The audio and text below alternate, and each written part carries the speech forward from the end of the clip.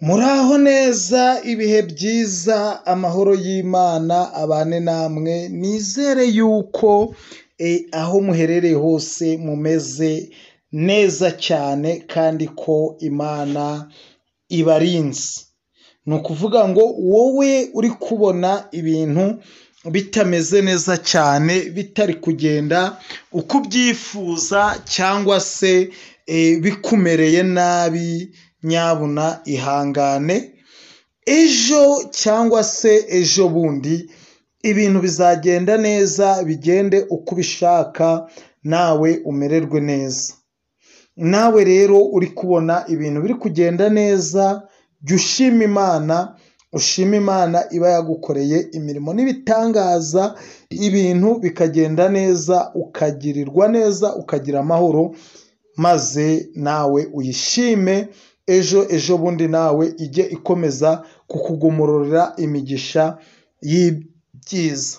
Wowe wakoze subscribe turagushimiye, wowe utari wayikora yikore, kugira ngo ibiganiro byacu bijye bikugeraho 5/5. Ni ukuvuga ngo tubishireho bihite bikugeraho ako kanya.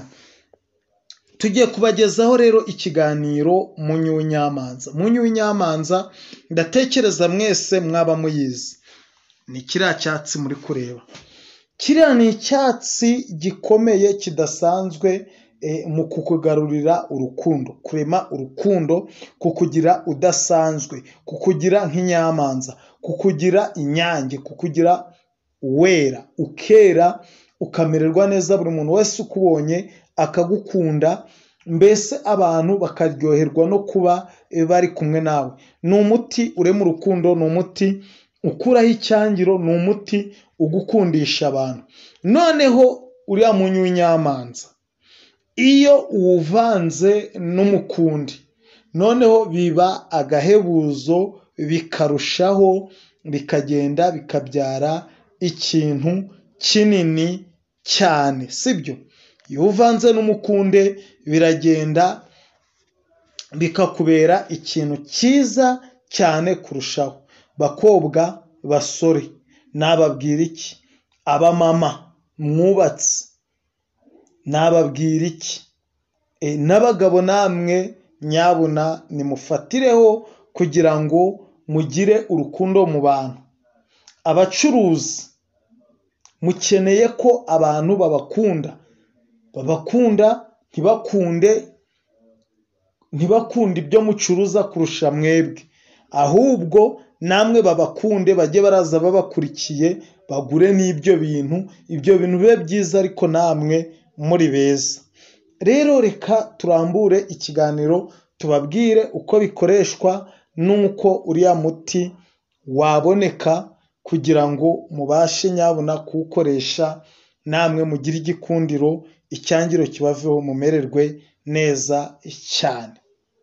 Ngaho rero niba utari wakora subscribe, nyabuna nyaruka uyikandeho kugira ngo ibiganiro byacu bijye bikugeraho. Twagiye rero twanzike n'ikiganiro cyacu. Ni ikiganiro gitoya cyane kitari burambirane, nyabuna iyo ugiye utumvise uko bikoreshwa ujye uramenya ngo wahombye, sibyo? Wahombye. Rero iki cyatsi cyitwa munyu w'inyamanza. Ni ukubera iki cyitwa munyu w'inyamanza? Murabizi inyamanza ni akanyoni keza katona, ni akanyoni kadatinya abantu, gahora kari iruhande rw'aho abantu bari. Impamvu rero kitwa munyu w'inyamanza ni ukubera yuko kararyoha, inyamanza irakarya, kandi n'undi muntu uwo ari we wese yakarya, kaba kameze neza, gatuma umuntu mbese amererwa neza, akanagaragara neza. Ikindi abantu batari bazi, iyo umuntu yariye nk'ibiryo bibi, bidashuhije, bifite umwuka mubi, cyangwa se ari gusura nabi, umuntu uri gusura nabi agahekenya kariya katsi, nyabuna jya uramenya ngo mu minota itarenze 3 uba uri guhitisha umwuka, utari kunuka nabi. Kariya katsi ni keza, gahindura ibintu muri ako kanya, ntago ko gasaba gutekereza, gahindura ibintu muri ako kanya. Ni ukuvuga ngo nugakoresha uzabona igikundiro kije kirukanka gikuraho icyangiro ako kanya, by'ako kanya diregiti. Ni ukuvuga ngo uzabona igikundiro kije kirukanka kiri gukuraho icyangiro ako kanya, ubona igikundiro diregiti. Aka katsi rero ntabwo ari byo gakora gusa byo gukuraho icyangiro no kugira igikundiro, gatuma n'umuntu niba yararwaye mu nda hagakira, cyane cyane abafite ibibazo mu igogora ry'igifu no mu mara, abafite ikibazo cyo kurwara mu gifu, abafite ikibazo cy'impatwe, abafite ikibazo cya hemoroyide, naho kariya kantu karahakiza iyo wahekenye ndetse n'iyo wakahasize. Kariya kantu rero gakwiye ririya zina, ubushake, ububobere n'amavangingo. Naho kariya katsi bita munyu w'inyamanza karabikora neza cyane, ibintu bikagenda neza. Mwabyumvise rero ko munyu w'inyamanza ari akantu k'igitangaza. Ntabwo bijye bisaba ngo mbese kwa kundi ukoresha umuti ukamanza wagufatira igihe ngo ubone impinduka. Ntabwo kariya ko gasaba ngo bigufatire igihe, oya, kariya ko gakora ibintu muri ako kanya, impinduka zigahita zigaragara. Niba rero wari ufite icyangiro cyakurenze, ugatambuka ku muntu ukabona arakunywaguza nta kintu umutwaye, ukavugisha umuntu ukumva ntashaka kukumva, nta kintu umupfa, n'abo mutadikanyije n'abo mutaziranye ukabona bari kukwishisha, nyabuna gerageza ugende ushake munyu w'inyamanza. Dore uko bikora rero. Icya mbere, ubona aho kariya katsi, ukagenda ugasoroma turiya tubabi, uzarebe n'uruti rwako, ugadusoromana, ukagenda ukaduhekenya ukamira. Iyo utumize tugukiza bya bindi byose, ariko n'ubundi ukagira n'igikundiro.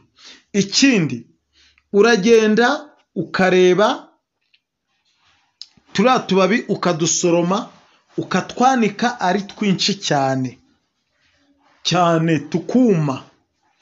Iyo tumaze kuma uratuvunga, ukaba wabasha kujya uratwoga mu mazi ashushe, urayacanira, wabona agiye gusha ugatereramo nk'ikiko cy'agafu katwo, noneho bikabira, ukagenda ukayungura ukoga. Si ibyo gusa, no kutwisiga. Munyu w'inyamanza ni umuti ukiza uruhu, uruheri, ibihushi cyangwa se ibirabaraba mu maso, ndetse ukagukurura n'icyo bita igikundiro. Munyu w'inyamanza ukora byinshi. Mu biganiro bitambutse nababwiye yuko iyo ubashe kugahekenya, ukagenda ukajya kubwira umuntu ikikujyanye, niba yari yaranze kukumva, arakumva kandi icyo ushaka kikagenda neza. Niba ari akazi wari ugiye gusaba, niba ari urukundo wari ugiye gusaba, icyo waba ugiyemo cyose upfa kuba wakoresheje munyu w'inyamanza.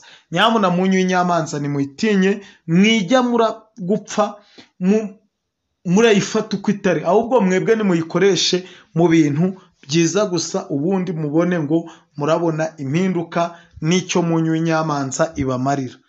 Murakoze, ngaho nimunyaruke mubanze mukande subscribe kugira ngo ibiganiro byacu nyabona tujye tubitereraho bihite bibagereraho ako kanya.